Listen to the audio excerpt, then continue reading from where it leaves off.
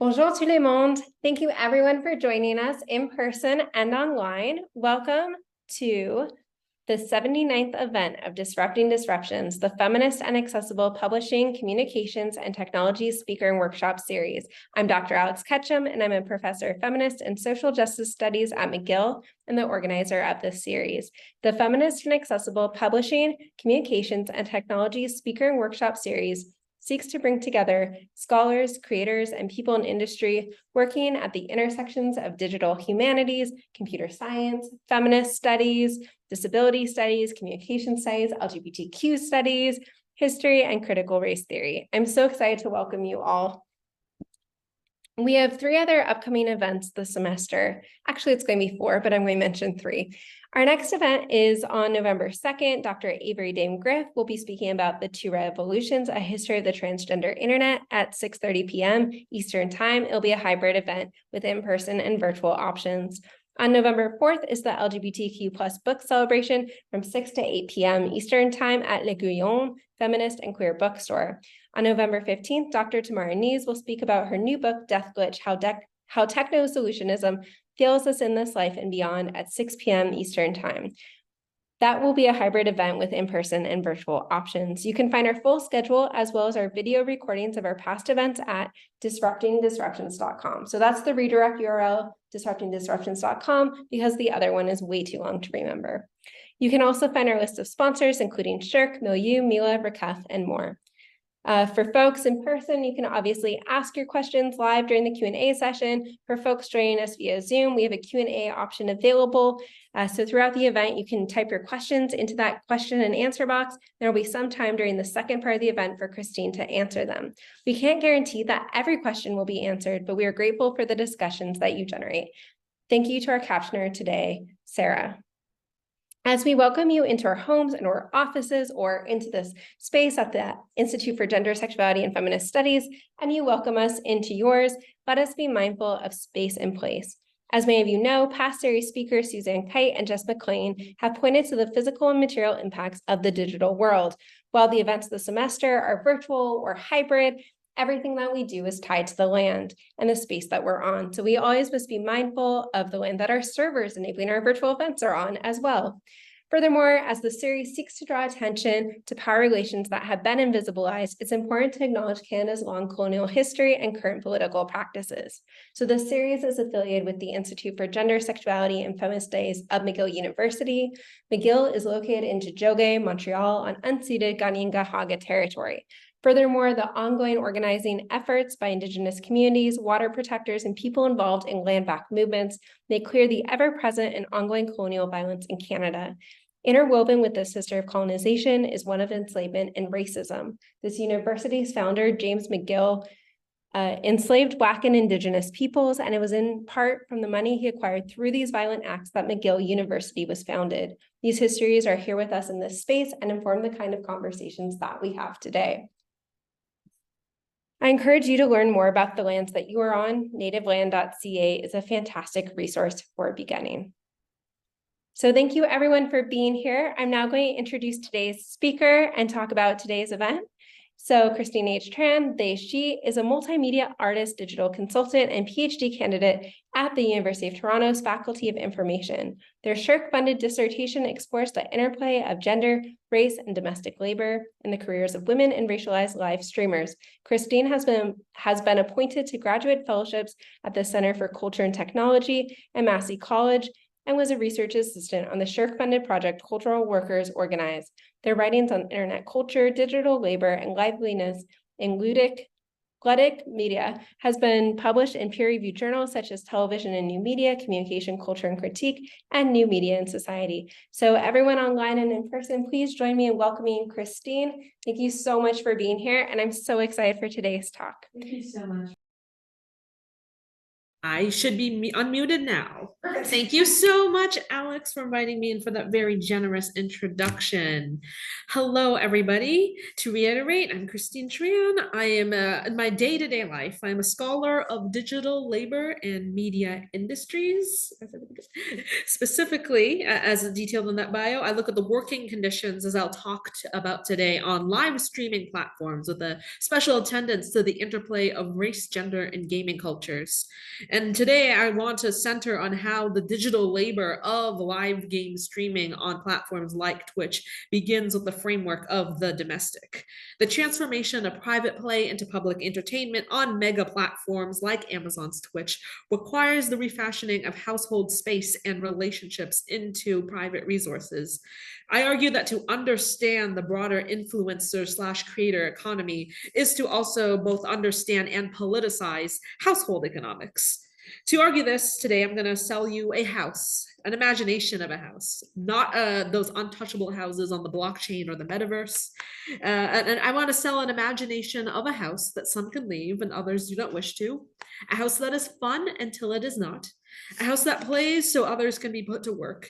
And I'll take you through a house that begs to be wrecked as newer, uncertain forms of enclosure of selling fun spring forth. As signaled by the title of this talk, Homewrecker Platforms, this is also a talk about breaking down that house and talking about technology and the homes it breaks.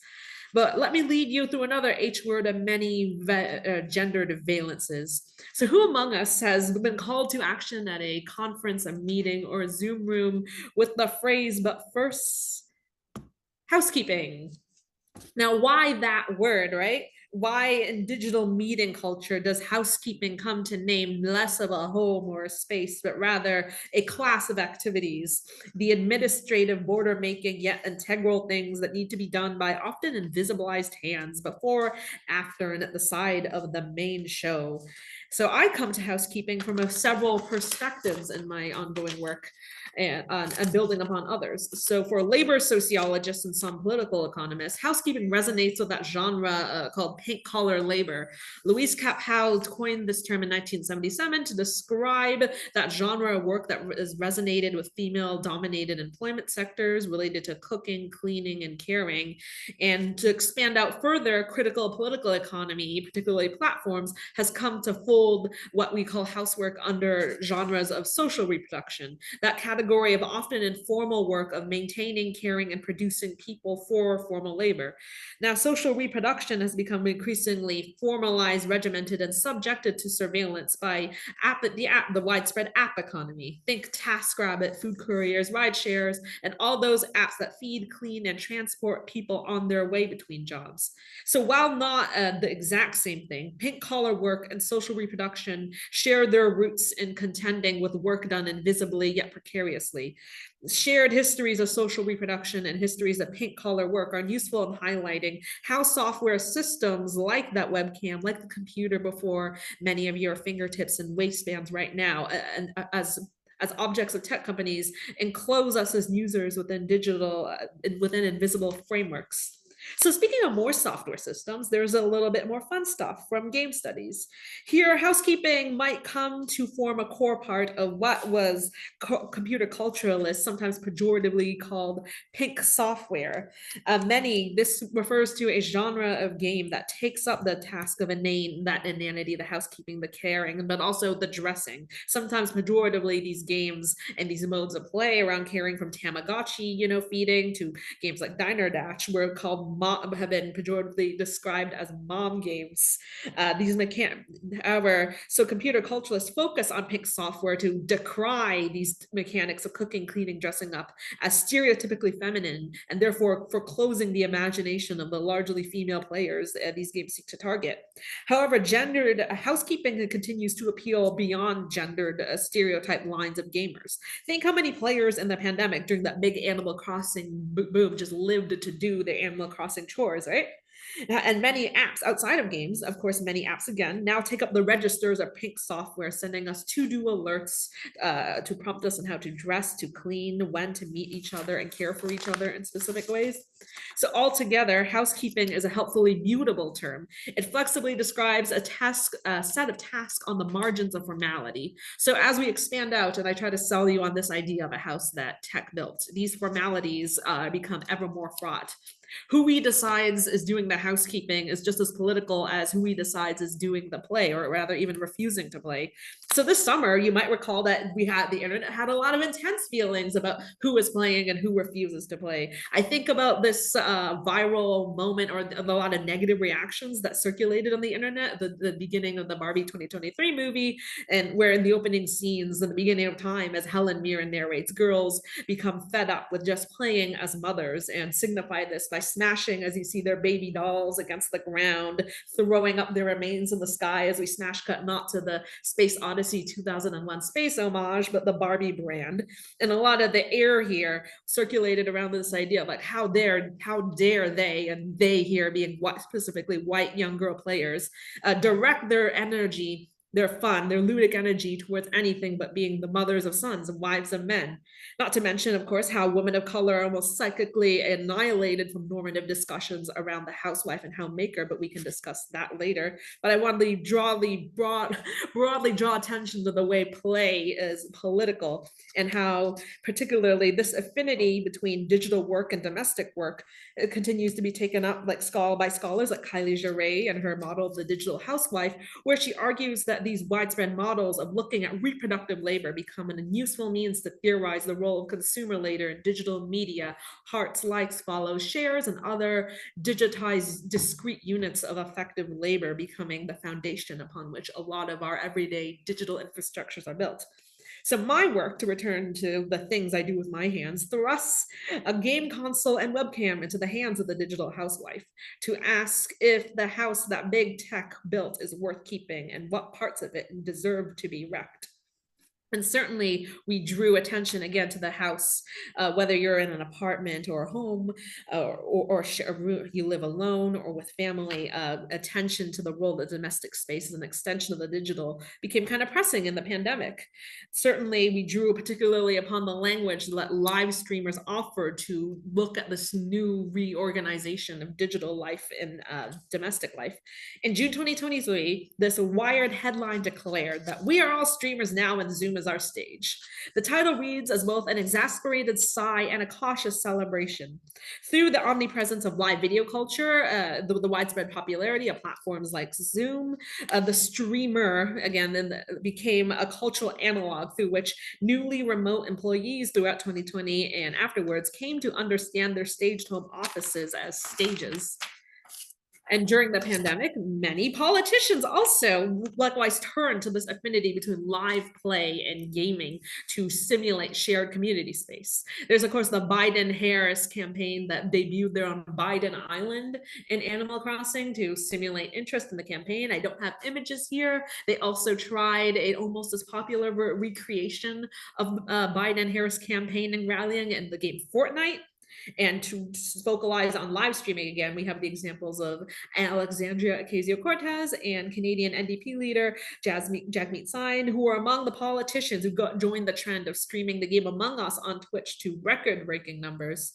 So streaming platforms like Twitch afforded politicians intimate proximity with their constituents, spontaneous connection, but also strategic distance that in-person platforms of the rally stage just could not afford.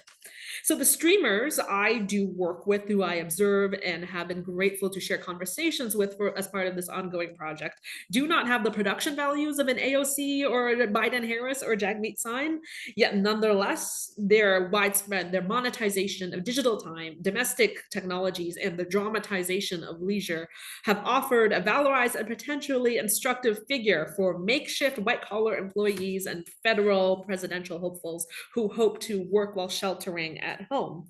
So to focalize further, here's a house plan of what's ahead in this talk. I argue through these following anecdotes, these dimensions, that the creation of homes worth playing in depends on the co-creation of rooms, relationships, and regulations for the platform economy.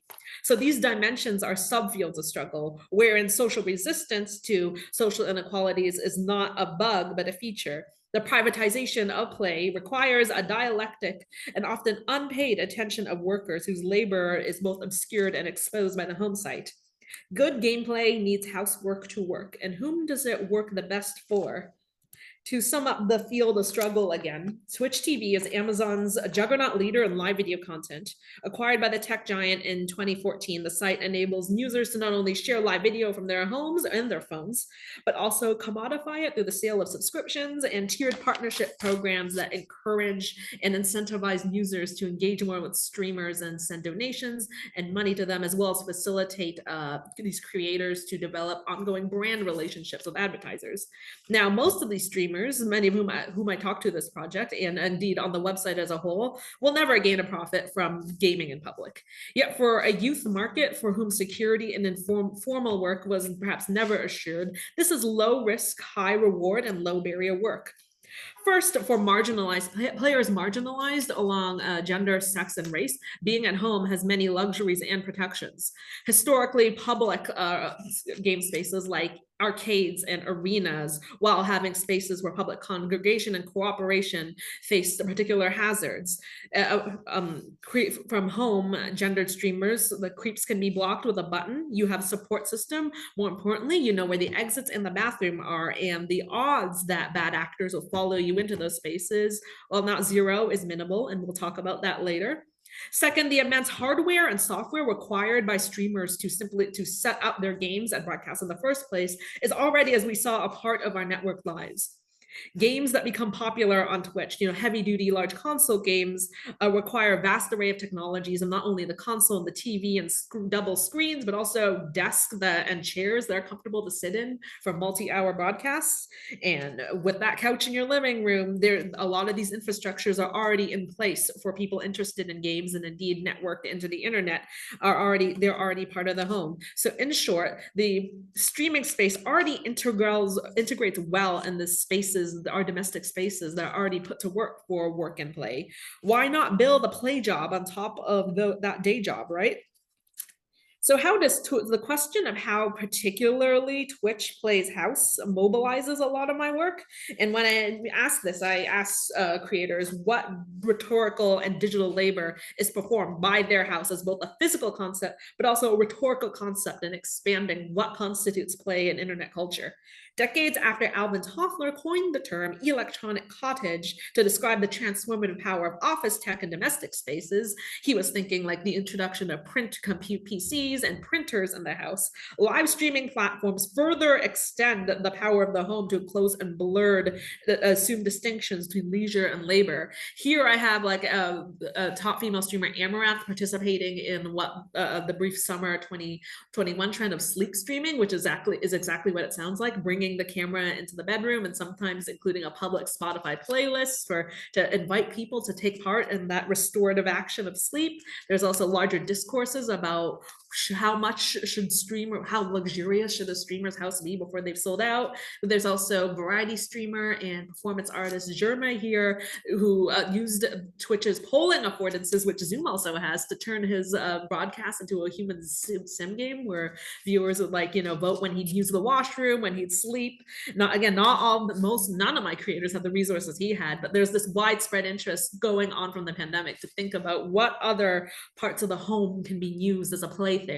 And certainly a brief methods note about this study, wherein I interviewed and as part of ethnographic interview observed over 2012 participants across Canada and the US, that this type of methodology of bringing the live camera into the bedroom also makes me room with risk in the way that I acknowledge these creators do as well. Like the streamers I interviewed and interacted with for this study, I brought the bedcam often to my home offices, my bedrooms, and through these interviews, I recognized that the flick of the webcam was both not only an invitation to access, but also surveillance. As we visit these these fieldwork visits were often home site visits. And as we interlocked our houses with each other, I often thought about the ways that domestic resources likewise became enlisted into becoming my research resources.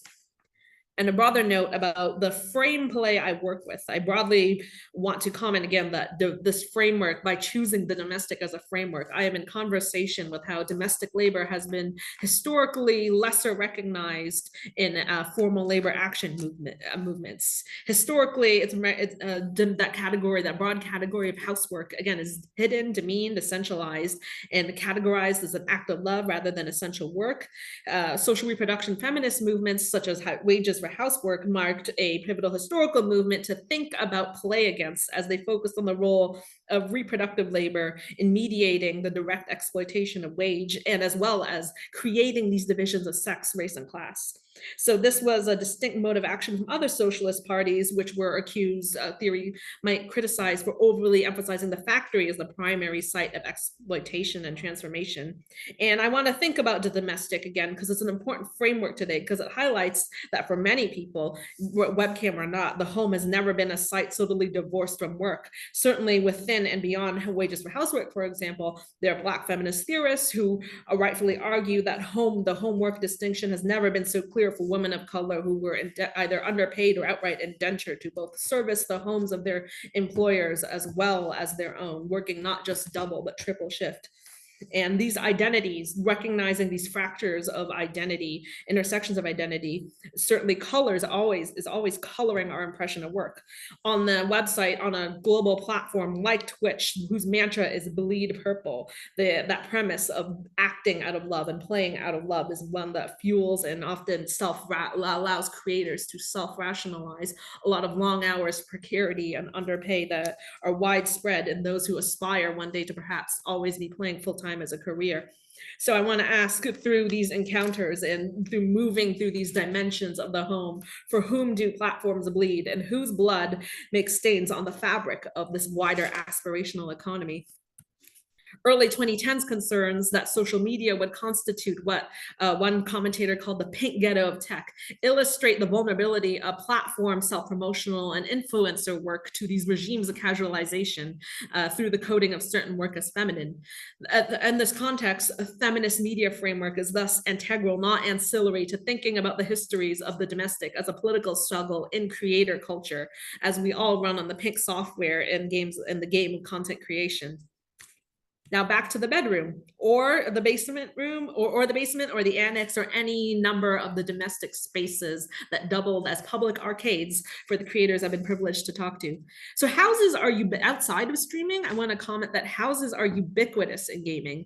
Whether you're playing out aspirational lives and Barbie dolls or The Sims, untangling the wires of the second player console from your rumpus room drawer as your cousins come over, or you're simply escaping the terrors of Luigi's Mansion.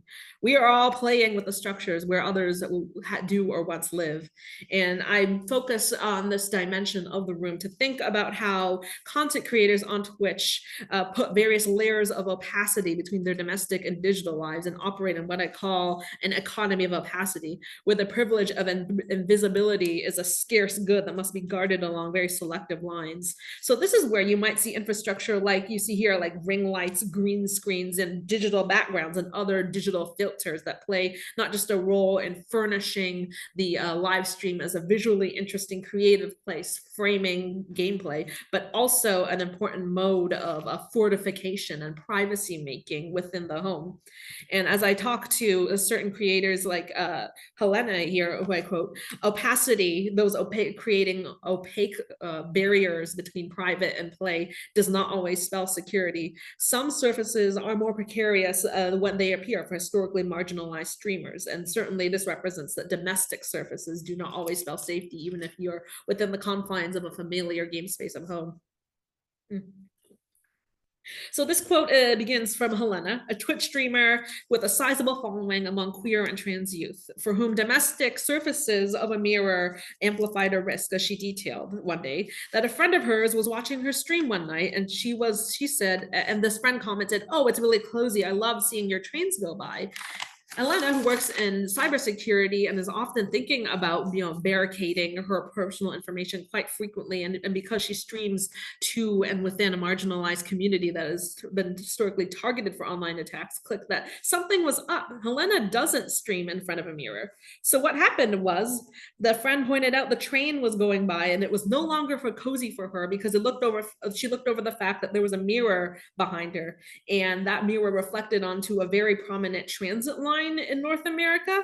Helena had already broadcasted for other nonprofits and other game organizations from this space, and has since been working to see where these videos could perhaps circulate, and see if she can minimize the threat of doxing. So Helena's experiencing here typified that calibrating the opacity between one's home and the audience is not just an act of furnishing, but also an act of fortification.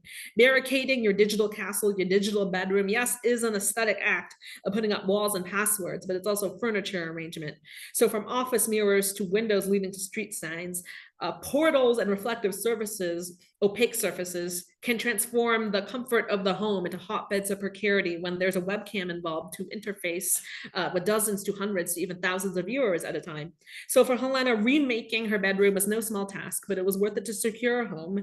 To quote her, she started using a green screen, which means she could put more mess and domestic things behind her. Eventually, she did decide to rotate the office by 90 degrees. The furniture move was a trade-off between pleasures. The pleasure of being able to enjoy the wider view of her property through her viewing her streams, versus the pleasure of security from views unknown in her channel. So this like precarity of visibility, while deeply felt across many content creator lines, many people who have had to broadcast in public, is certainly felt for gendered content creators in the context of the long harassment event at Gamergate. So histories of home gaming highlight how the home is also a site of extraction, and certainly the idea of the home address is something you could publicly dox and broadcast was fraught in long harassment event at Gamergate, which targeted feminist game critics, scholars, and developers like Anita Sarkeesian, Zoe Quinn, and many feminist game scholars who found their home addresses targeted, published, and eventually some of them had to leave their home for security purposes. And this threat of doxing still percolates through particularly gendered, racialized, and genderqueer celebrities on Twitch, most notably locally recently, the trans community streamer Keflis having to move several times from her Kitchener home for having not only her address doxed, but police sent to her address. She records one day waking up to police pointing guns in her face, and had to run a charity to help herself and her mother move locations where she still had to move around for several months, evading people who were very fixated on geolocating things, right down to like the design of the bed where she was staying at in a motel to geolocate where she was. So the long event, you can contextualize this streamer preoccupation rightfully with visibility, contextualize it historically with this long event as a beta test for doxing, for stalking, and other modes for digital disruption that's still outside of Gamergate, haunt spaces outside of games. And speaking within academia, this is why I realized that a Zoom password is a very precious thing, as many continue to publish and be aware that the public Zoom meet is also a meeting space for many of these swarming and swatting tactics beta tested during this event. Game scholar Shira Tress and Adrian Shaw also have written about how the hijacking of Google Docs during a games conference they were at by Gamergate trolls prompts us to recognize we as academics networked into the university might also not be exempt from these regimes of visibility. So in this context, strategic invisibilities and opacity making is not just a matter of aesthetic, it's a matter of survival. Hence, filters. How do we contextualize then certain trends like VTubing? For those who don't know, VTubing is that genre of stream where creators might use digital mask and cartoon filters to animate themselves as an active player and obscure their background and their body in certain live streaming contexts. So making opacities between yourself and your audience is key in the ascent of like digital filter tools like these. And I was very lucky to talk to a few VTubers as part of this study that positioned these households, their digital personas, as not just, again, aesthetic technologies, but not just security devices. Many of them have streamed their face before, but they positioned them as time-saving devices. In the case of Ruby, who I quote here, as a mother and a working mother and one of the older participants in this study, she measured the value of streaming as being able to cut time out of her pre-game routine that she didn't need to invest in makeup or arranging her space. Again, digital creator devices become domestic time-saving devices, which becomes kind of important as we talk about the way that I will talk about the way that live streaming synchronizes not only streamers but other non-streamers into shared temporalities through the impact of live streaming on relationships. So previously, as discussed in this article by Patricia Hernandez, for women creators on Twitch especially, releasing relationship status online is a minefield. The adage that Twitch is not a dating website was reiterated in a few interviews, even from a participant of mine who met their current partner via the Twitch chat. But they recognize that to disclose relationships and disclose the home is to publicize and obscure relationship status. Again, this private marital or friend status becomes a form of another fortification. One speedrunner, or who I synonymize as Shelby, informs me that during her broadcast, she would actually have a more narrow camera view of herself to deliberately keep her private space of the bedroom that she shares with her partner deliberately small out of quote privacy and respect for him. It's a wider camera view than you would typically see. I would usually zoom out more on my face. I'll move the camera so it's pointing at the door rather than his screen where he also works in games. So platform imaginaries of the spouse on Twitch shape how streamers produce and distribute their content from particular gaming communities, while also helping us understand how streamers position their own role as caretakers in wider online communities. And I came to this section of like where the housemate orients themselves to the camera, given the wider history of spouses in games. It was actually through the narration in the early 2000s that narratives of exploitation and games development made their way to the mainstream through the live journal entries of EA spouse that detailed what they called the human cost of crunch practices and development games. So even before game streaming, the idea of the spouse as the unpaid interlocutor, the public face of labor, or public face, but public voice of labor movements certainly lays like the foundation for thinking about non-gamers and producing the player experience. I also thought I come to this question after the reveal that hot tub streamer and game creator Amaranth on the platform was revealed that she was being forced to broadcast by a financially and emotionally abusive husband, and widespread conjecture and discourse and reaction to this story reminds us that just as the domestic stage is often our inaugural site of learning how to be workers, learning how to be players, domestic violence is often the most common form of often the inaugural form of violence and exploitation we come through to this space. The private residence is sadly many players' inauguration to exploitation. And there was also on the lower register the apology of creator Brandon Ewing, who used his live stream to apologize for broadcasting deep fake pornography of two of his Twitch colleagues in the background of a recent broadcast. People pointed out that in this apology, he also brought his wife, his partner, it was literally half obscured in the background, as if, again, acting like another filter to create intimacy, but also remind us that these gestures of streaming to each other come from not only domestic space, but have a negative impact on domestic relations. And it's increasingly difficult to figure the streamer as an individual. And we're prompted, as I continue to do this research, I'm thinking more about the untold labor of spouses or non-partnered partners on Twitch. Partners in discussions of time streaming, partners also often function as critical human checkpoints between creators' distinctions between their gamer and real life. I have the example of I talked to Ophelia, an American streamer who hosts for hundreds of followers at a time within a house she shares with her siblings. Now, over the pandemic, Ophelia experimented with actually taking her camera to different parts of her house, such as outside of the main location of the bedroom, either the kitchen or the living room. So she and her family developed an index of code words she would use with her family members to signal to them coming in that they might be seen and are about to be seen by a potential audience. These words might be inane catchphrases or gestures to her audience, but her family would know, hey, don't come in here unless you want to be seen. And these types of ritualized, like keep password code keeping practices highlight that, one, this domestic space is shared by non-streamers and non-gamers and requires a framework that can expand out to think about the domestic labor of non-gamers. Live streaming enlists many occupants outside the household, not just streamers, but their own, but their family members and even sometimes pets to recalibrate the routine. Stream time is not just an interaction between the audience and the streamer, player, and game, but also familial networks interlocked with the house, including the few streamers I talked to also used apps and various shared calendars with their housemates and spouses to block out times in communal spaces and times when, hey, don't come in the room, I'm broadcasting to folks.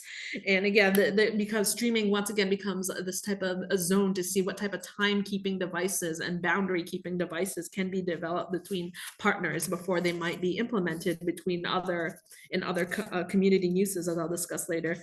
So like clocks, so thinking again, like the regulatory system of the clock, I've also want to think about the framework of regulation in space. So white clocks, like other timekeeping devices, houses are steered by rules such as don't run, shoes outside, no feet on the coffee table, invisible guidelines of etiquette. Now on digital platforms, these guidelines of etiquettes are more formalized by setting up the physical parameters of how we interact with each other and how homes interact with other homes. On platforms like Twitch, this manifests in formal documents like terms of service and other documents laid out within the website of themselves. Writing about the impact of platform governance structures on culture production, Thomas Pohl, David Nieborg, and Brooke Aaron Duffy emphasize regulation as key for being the standards, guidelines, and policies set up by platforms. Regulation in this sense makes itself evidenced through platform architecture, particularly boundary resources that enable producers like streamers to integrate with the platform. In order to reach substantial audiences, streamers must align their individual business strategies and indeed their domestic strategies with the rules specifically laid out for them.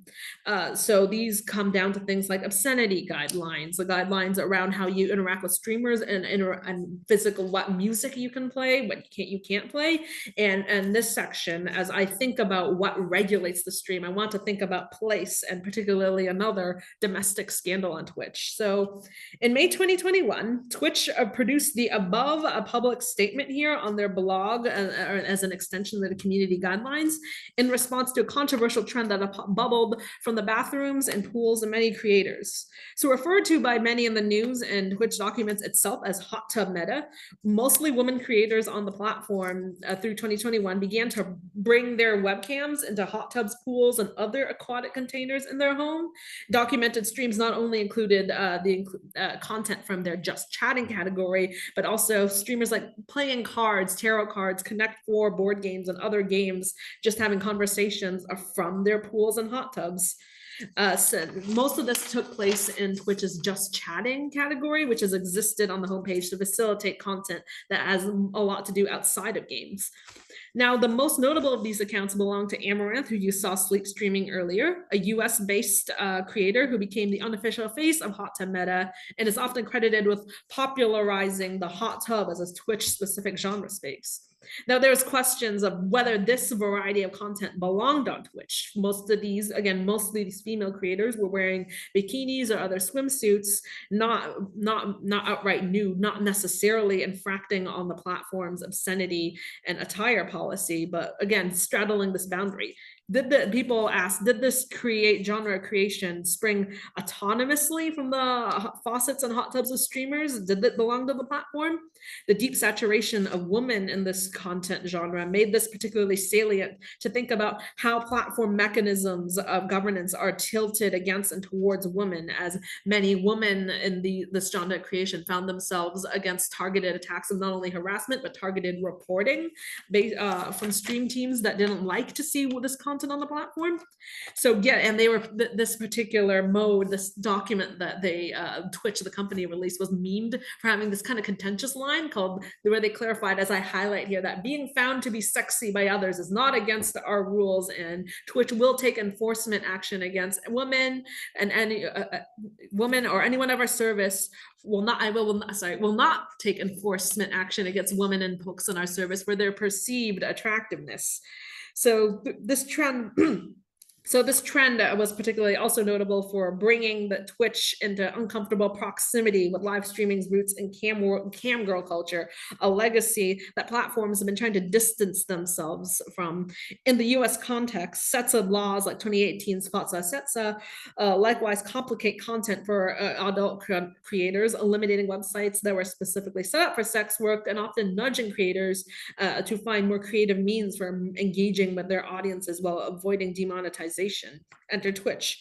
So for creators, generating content in a stigmatized and often gendered categories, from cosplay to sex work, popular mechanisms of automatic content creation have been proven to disproportionately target these creators without regard for actual application of formal content policies. Twitch mostly operates from human in-person reporting, like those organized campaigners that did not like to see hot tub content on their streams, and drawing creators in this passive position, not actively, just refusing the idea that creators can never own their sexiness, come to sexiness autonomously, but rather passively found to be sexy in this context, is very interesting to note in the context of platforms trying to distance themselves from being erotic content creators. But so while this is ostensibly a matter of sex and gender content regulation, I also want to argue it's a matter of domestic policy, and it highlights how the furnishing of the self and laundering of the self, literally sometimes within the tub, is integral to understanding gendered issues on the platform. So as a platform, Twitch regulates attire and what counts as acceptable attire, but through this thing called contextual exceptions. A previous version of their community guidelines even clarified that if you're at the beach, dress like you're at the beach. If you're at the gym, just like you're at the gym. How do you dress when you're in the bathroom? So this draws attention to the fact that content creation is not just a matter of producing activity, producing affect, but also producing space. In 2020, I want to also highlight that this scandal of the hot tub, the scandal of the streaming and governance in the bathroom, happened in quite this trifecta of year, or rather three told after a couple of years of bathroom stories happening on Twitch. This is almost an inadvertent political alignment chart, but I want to quickly go through as we talked. Yeah, well, this would be like authoritarian left Amaranth, who we talked to at length, streaming from her hot tub, or rather an indoor heated pool. And on the right, we have German streamer Ludwig Adrian, who famously streamed uninterrupted for 30 days from his apartment, including taking the camera to his bathroom, where he would shower sometimes through a translucent current. And again, a political economy of opacity here, wearing opaque shorts. So this is an infraction. We're taking the camera to the bedroom did not signal a violation of contextual exception or obscenity laws. And of course, this often has to do not only with where you stream, but the body you stream from. Now, on the, I guess, the libertarian left, you have the controversial stunt artist, Dr. Disrespect, and a gamer and variety gamer and stunt artist who was actually perma-banned from the platform for obscure reasons, but one of people speculate that the straw that broke the camel's back after many of his stunts was taking a camera to a public bathroom, violating California law, where he would just like scream at various people in urinals and stalls. This was a violation of laws. So Twitch does have it coded that violation of jurisdictional laws from the geographic location where you stream can constitute a ban from the platform itself. It also highlights a way where placemaking becomes not just about domestic context, but also is a matter of legal jurisdiction. And the last image concerning like the bathroom, the attention economy of the toilet, as I'm trying to circulate in the bottom left here, we have Belle Delphine, a little bit outside of Twitch, not a current Twitch creator, but she made headlines in the late 2010s for selling her gamer girl bathwater. Now, this is a little bit outside the purview of streaming, but I do want to have it in this slide to draw attention to the complex attention economy in which streaming occurs. This is an attention whose regulation increasingly takes place on the bath side, and that's not a coincidence, as the sale of intimacy, the sale of instantaneous interaction, the sale of being there is grounded in intimacy, and there's few spaces within the home, if you can imagine that, beyond the bedroom, that could be more intimate than, well, your shower. So the last thing I'll say about content moderation and context moderation is that overall, the politics at play remain fraught throughout the gaming industry, not just in streaming. Like writing this chapter, there is Blizzard Development Entertainment, and among this wave of other developers being called to task for toxic, patriarchal, and rape apologist work cultures. Blizzard was specifically accused of having a hostile culture where women did not feel safe to breastfeed in the designated lactation zones in their office, because they would sometimes come to see the seats and tables damaged, or even their breast milk stolen from the fridge. So this matter of the gaming of these like recalibrative caring activities have always been sites of not just like politicization but outright violence throughout the games industry. And I want to open up, how does recognizing streaming from the bathroom and governance from the bathroom extend and reform this history, whereby privy spaces, private extensive capital that has historically not been equally distributed to others.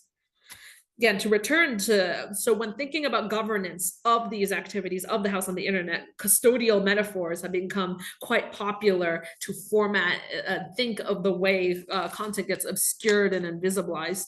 As Tarleton Calypsy coined the term, custodians of the internet, to think about the human cost and the human operated underclass of making the internet habitable for others. So community, and to return to the idea, what now, Tarleton Kalicki was focusing often on like paid human labor to moderate websites like Facebook and other meta platforms. Twitch as a platform has streamers and gamers surveilling each other, and there's vast ramifications of how this housework gets distributed when it's viewed as a community effort, and gendered streamers are like vulnerable, targeted, and also discursively constructive, as only found at once also constructed to only be found to be sexy, with little autonomy in how to determine how sexy they are perceived. And the last note I'll leave on is this framework of a resistance. And I entered resistance not only as a social political active organizing act, but also a necessary part of the technological process of domestication, like domesticating technologies into your home, like deciding that the computer is now a personal computer, a private printer, is not just a matter of accepting meaning, but also, you know, choosing your own meaning, decoding and deciding how not to use an item. And certainly dialectics of identity and resistance are forefront in Twitch recently, as the platform rubs against what Beyond Stevens calls the identity related L's of recent years the platform has taken. I just wanted to include here that in 2020 during Pride Month, Twitch unsuccessfully tried to launch the G in LGBTQIA plus also stands for gamer, and it was briefly taken down as like people kind of rightfully, you know, said that might be a historical. So as Twitch, Twitch presents itself as a place, increasingly tries to present itself as a place where marginalized creators can congregate. This still continues to be a dialectical and often like fraught conversation as people rub up against different ideas of what certain letters and history stand for. And the fact, and many communities, as Brian Chan and Kashana Gray explore in the study of Black male streamer masculinity, racialized content creators often come to broadcast for different reasons than white people. They found in their interviews that whereas like straight up the political economy of streaming offers less opportunities for racialized people, so racialized creators might often direct more energy into building more intra-community bonds and identity recognitions as primary aspirations, accepting that certain modes of monetization will just never come as easy as them as white males, i.e. general audiences. Intra-community affirmation from within is often cited throughout studies of racialized streaming as more important. So if racialized communities do not stream of streams differently, why should we expect it to be relate to our bedrooms in the same way? There's many, and outside, further expanding outside the house and thinking of the house as an important node for organizing, feminist game studies increasingly provides a space to formulate online creation as not just a form of, you know, ambition and also precarity, but perhaps social organizing. And I'm just going to list here a few local organizations that sprung forth, not just from streaming, but the broader project that gaming should be for everybody, or at least for more people than it presents itself. Notably on Twitch, There's Black Girl Gamers USA, an organization that unmarries success from Twitch, from this on Twitch, from the broader success of being a gamer. They position themselves as not a Twitch channel, but a multi-platform network that is developed from its Twitch presence, from its Twitch-enabled celebrities to develop programming, Discord support, and even as I interviewed with some organizers for the platform, scholarships and career support for Black women gamers in general. We have the games and online harassment hotline, which emerged from Feminist Frequency, and a nonprofit organized by Anita Sarkeesian and other feminist critics targeted by Gamergate to develop, again, like outside telecommunicative resources for hostility in games. So many of these as collectors begin not always with grand mission statements, but rather a shared sense that recreation is worth protecting. So where will this lead specifically on Twitch? Are they taking note of these organizational forms? I am doing onworking work writing about how it's case study and contrasting how two creators in the study, both involved in feminist gaming nonprofits, approach Twitch's user voice, a section of their website that lets Twitch users propose and vote in policy changes. Not all vocalizations, however, are registered the same. Some streamers love user voices, as many as Twitch, being a subsidiary of Amazon, views itself as often positions itself as a remote manager. This sense that you can post your ideas and develop attention and aggregate attention around them made a difference. And one of my participants was a big organizer for getting verified chat as part of the platform, meaning you couldn't participate in the chat unless you were a user that was registered for a certain amount of months. You proved your validity, and then you could be trusted to participate in the stream.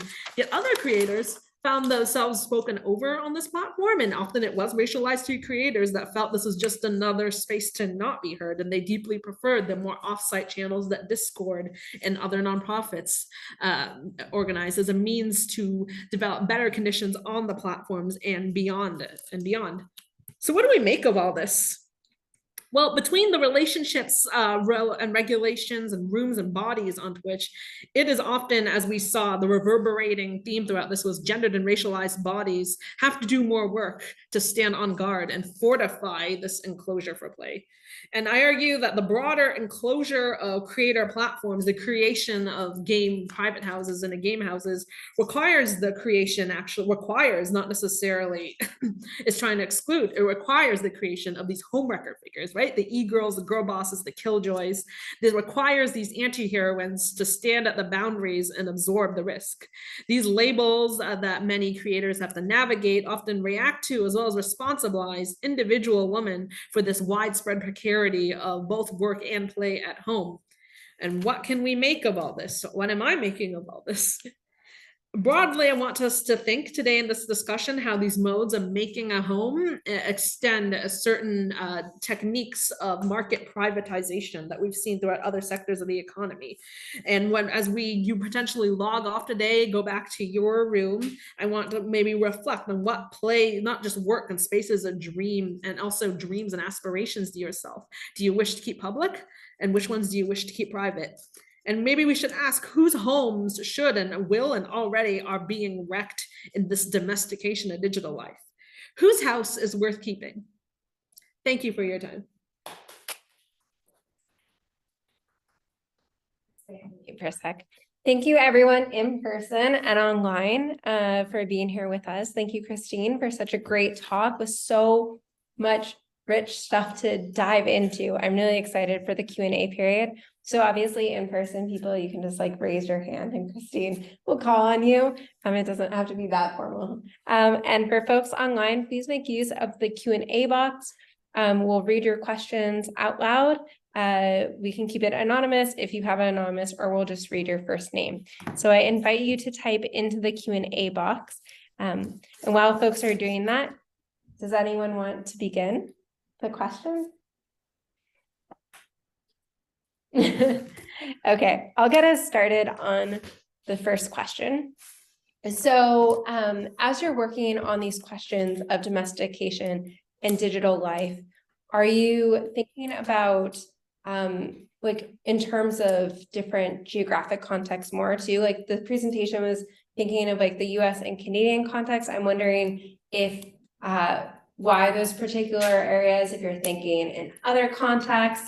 Like, I mean, you're obviously covering so much already, but I'm wondering if you can kind of speak to if you've seen like some of these things play out differently in different geographic contexts or sub-communities. Yeah, geographic. Thank you so much for that question, as I do think, even as the figure of what we think of as the home is so like geographically contextualized, and especially, and as we're thinking about this theme of like invisibilization and the invisible labor of keeping a channel in the economy, how much of that custodial work happens is performed for the home, is performed in locations not even within the country where the home is located. Like I'm thinking of like content moderation farms in like the global south that are done to sweep and clean up content feeds for creators located in the global north. And yeah, thinking about how the particular ascent of the creator culture in the US and Canada and the valorization of the creator and that entrepreneurship can often obscure how the home is not just located within this like local network, but this international network that interlocks all this, like, again, the housekeeping, the global digital housekeeping. And another thing I guess I can add about like geographic location is yeah, like right now I'm like working through that chapter on governance structures and thinking about how the terms of service, like on one hand it's fun to think about in the hot tubs case, well, what location is this matter of the bathroom, but once you dig into like the policy stuff, it's really dry. It's like we just care about your address so we know where to mail your checks after we take 50% off the top for every donation, which is what Twitch's share is. Unless you become a partner, then I think you get to keep a little more. Yeah, the politics of what it means to like, I am a citizen, tax-paying citizen that collects my money from here. Yeah, like the geographic, I wish I could, maybe the postdoc version of this project could think of international fractions. Amazing, thank you. Oh. Go for it. You mentioned at one point in your presentation as well, like the efforts that Twitch is going to right now, like sort of straddle the line of like distancing itself from like the legacy of like camera rolls and streaming sort of platforms that are like openly and like encouragingly for like sex work. Sort of just jumping off from that, for sex work or otherwise, like were you looking at other streaming platforms through your research, and did you notice like significant, what sort of cultural changes did you notice if you were looking at? Thank you for that question. Thank you for that question. Yeah, because like a lot of the so when thinking about other streaming platforms, it's good to note that a lot of my creators, like while they were making money, trying to build a following on Twitch, rarely were they ever just like solely on Twitch. Like a few of them would stream like their makeup or dressing, their cosplay on Instagram or TikTok, and then like hey everybody, to this link, we're gonna play a game after, and that would be subject to different content regulation on that platform. If you're using like TikTok, for example, I've been thinking, I wrote a bit about this year about the ascent of NPC streaming. The yum yum. Oh, you're in Montreal, home of ice cream so good, Pinky Doll creator, right? And how that platform exists. We use, it's not ostensibly a gamer or genre, but it draws like that NPC non-playable character to draw that live streaming continues, even if they're not on Twitch, continues to interface with gamer culture and the teaching of users to navigate certain technical affordances and also become reactive to specific memes, as game culture is like a very like meme intense. It's a very meme intense site. Seems to be a through line in which to interlake a lot of these like economic and cultural trends together. Yeah, and something else I want to talk about, erotic content creators on Twitch. Again, as I hope I clarified better in that, I wish I clarified better in that conversation, that since a lot of them can't market their like themselves as sex workers on non-sex work streaming platforms, presenting yourself as a hot tub streamer or another general content creator on these platforms becomes a way to circumvent, like to produce on unpaywall the content and continue a presence along these platforms. And definitely that's like a tenuous like line that they have to navigate with phosphosets.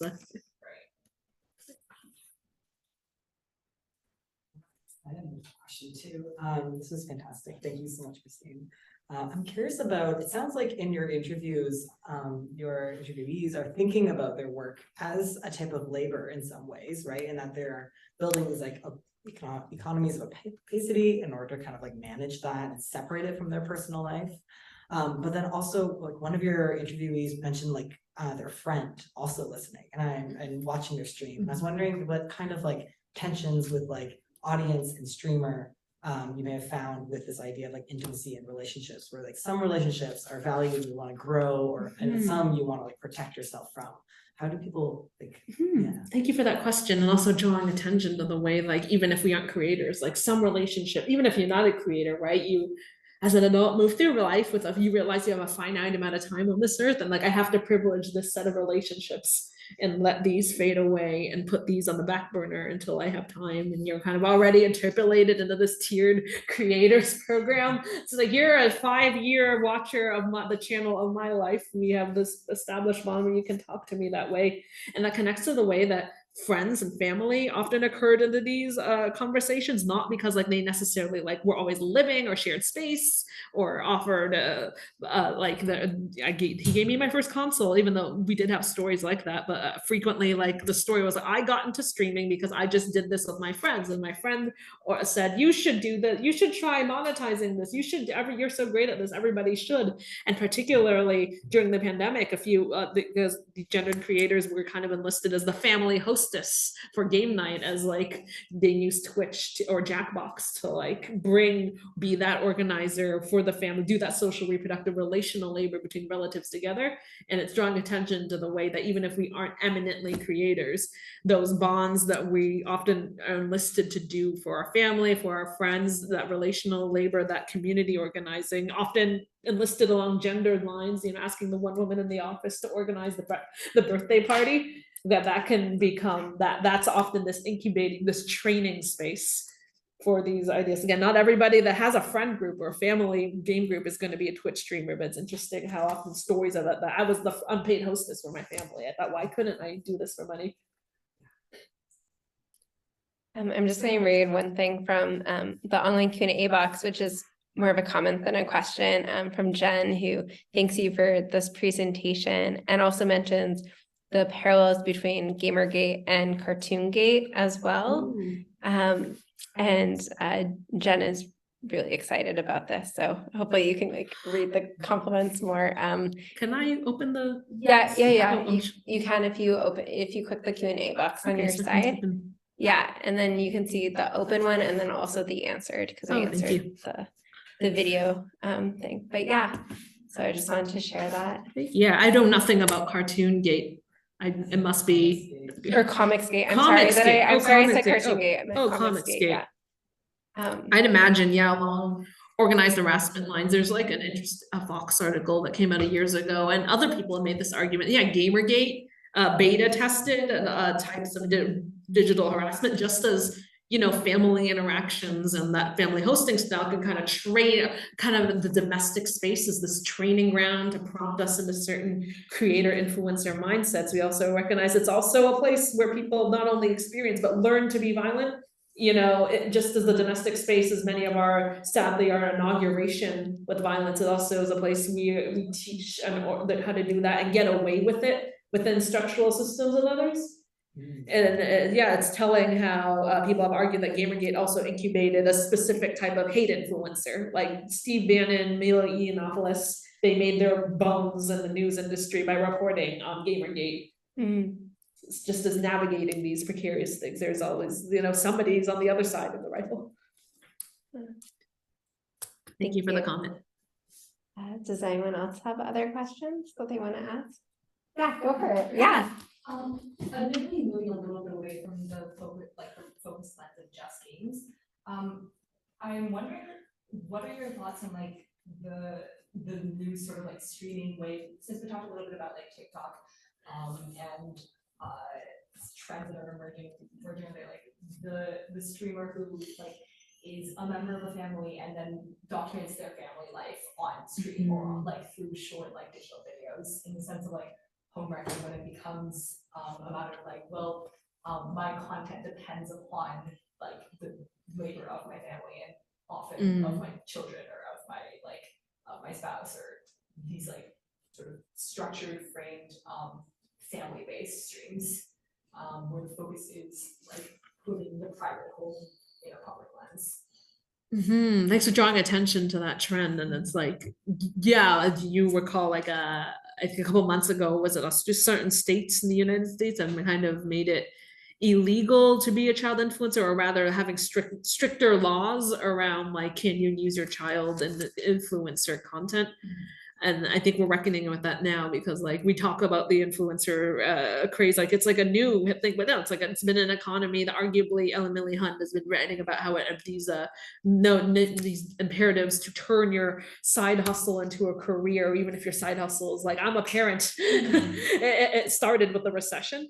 And now that it's like, what, 15 years later, we're reckoning where like, it's interesting that it's cognizant now, because we have a generation of folks who, that's all they know, or even were enlisted as background unpaid extras in that content. And I think, you know, I'm not in the business of making like speculative projections about like the generational capital that can be created by that, but it's very fascinating. It also contextualized in that like trad, return with a V, like social media trend, like return to the family, right? Like the family of 2.5, where kids and a farm life with blonde children whose feet never get dirty, even though they're milking their own cows. Like that there's like, you know, that's that return that return with the V to like reinscriptive images, again, not invented by these digital genres, but that goes as far back as like the history of like television and concerns that both new as TV and streaming as an extension of that technology, straddling that aspiration that one, hey, TV can be used to reinscribe family values and reaffirm through the sitcom, through commercials, family narratives, but also this caution is like, oh my god, what, it's going to bring non-upper class, non-white people narratives into the house and pollute the family structure as well. Like I think that's emblematic of the way the family has always been like that co-extended by these televisual media, like going all the way back to like telephones in the house. It's very frequently also like the nuclear family unit that gets that gets the focus of the lens as well, right? Awesome. Any other questions? Anyone else online want to type something? You can even write in that you're typing, so we make sure to give you space to type. Let's just give those folks a second. Okay. Maybe while they're typing, I can ask, maybe this isn't an intellectual question, but I always like to ask, were any of you Sims players? Did you play Sims good? Yeah, the good way, where you're like, you wanted them to like get jobs in school, or were we any pool? Were you like a pool? Like, I'm deleting the pool. At the pool ladder. It's like that meme, like many people make that joke that's like, I'm gonna spend like 12 hours making the perfect sim, their perfect house, and then live their lives for like 5 hours and then not play again for 5 months. Probably like in-game hours too, so it's 5-year-old life minutes.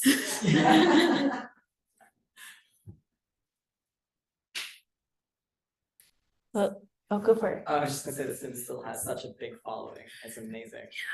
They're still releasing like expansion packs and Sims 5 or something coming out too, which is like why Sims 4 is free now.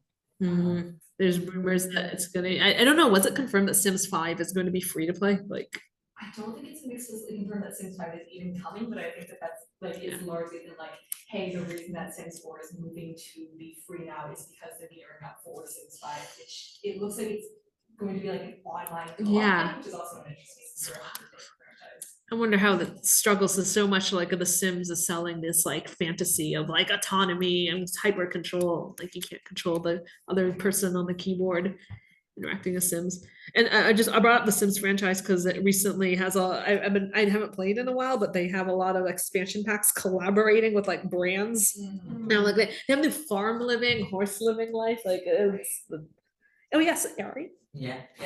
I was just going to say, reminded by like the discussion of The Sims, and the like what you were just saying.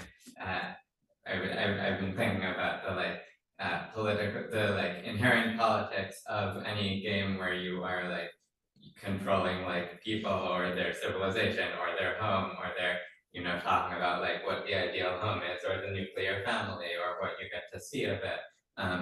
And The Sims and like, you know, the like civilization games, for instance, is a very like there are codings there for like what a civilization or a family or a home is meant to look like, and then like right and wrong ways to play it. Like the metrics of like Sims, city, right? It's like how town budgets Yeah. and spreadsheets and population growth. And it's interesting to map that onto streaming platform metrics, right? They give you these metrics like not just a ton amount of people watching at a given moment, but then after the end of every broadcast, you get a stream of, you'll get a feedback sheet of like how many people overall went, how on average, how long did they stay, did any of them subscribe, how many streams in the past week did you per stream, did you like average out how many subscriptions? Yeah, metrics lay these like imaginaries, like lay the architecture of like, yeah, direct you.